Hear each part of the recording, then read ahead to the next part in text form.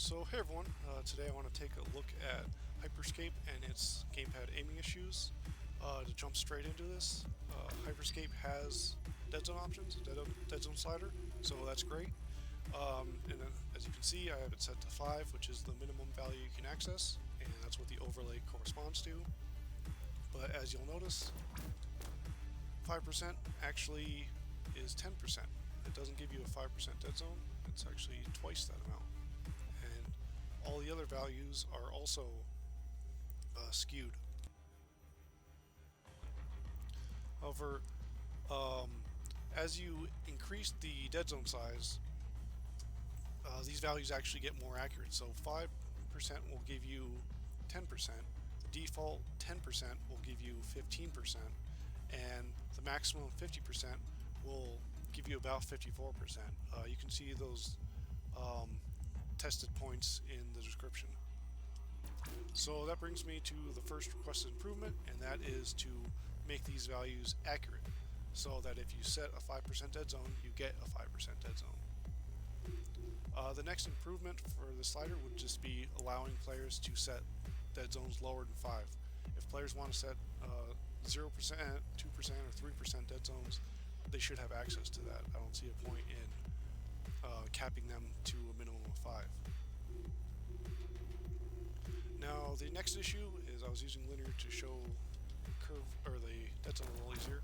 However, next issue is aim acceleration. So as you can see, once you pass a threshold, your acceleration ramps up dramatically.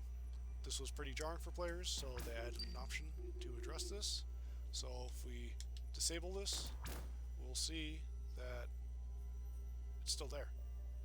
So maybe the ramp up time changed, but otherwise it's still here. The option doesn't actually turn it off. We do see, however, that linear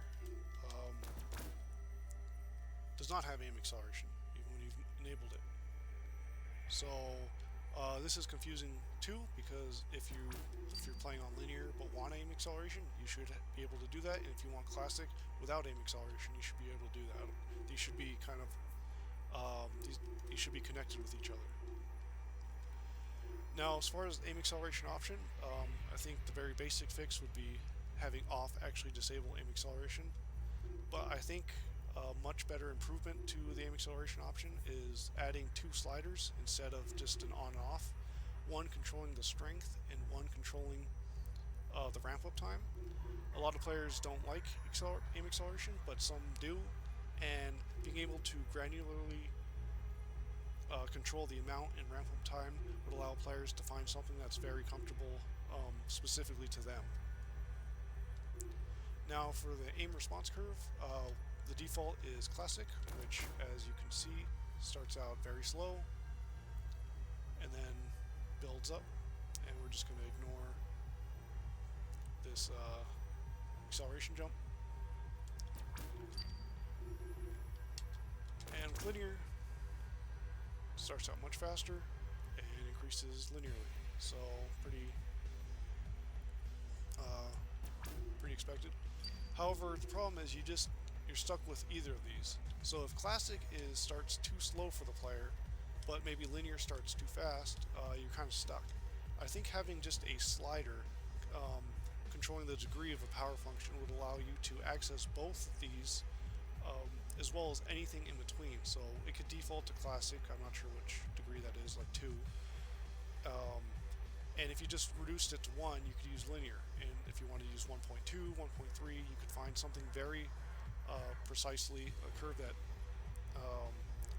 any specific player would find more comfortable than any of these defaults. So a slider would allow them to do that.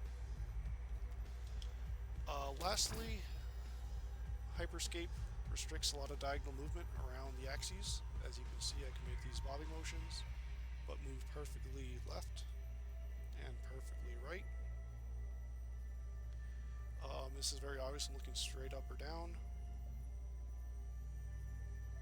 where you just don't see diagonal movement occur until you break out of these thresholds.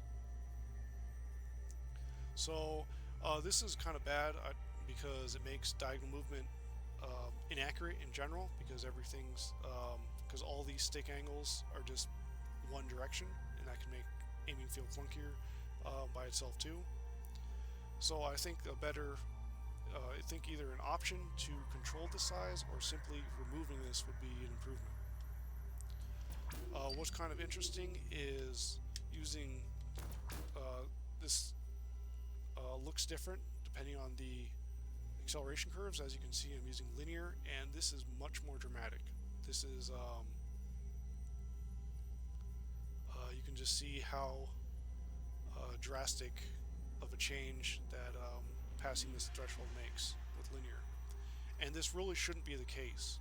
Of course, with the acceleration curve, how fast um, how fast your camera is moving would change, and that changes your diagonal movement some.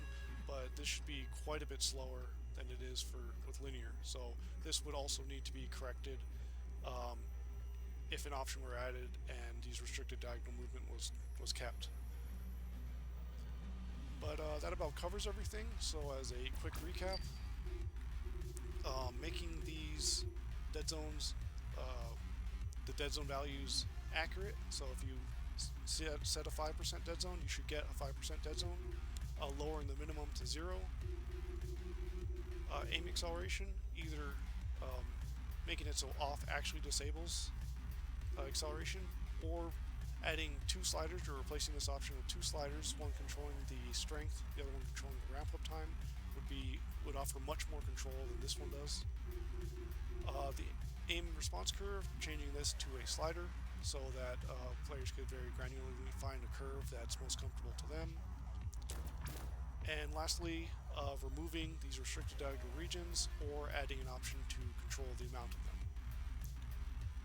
That covers it. Thanks for watching. Hopefully these options will be considered. So everyone, have a good rest of your day.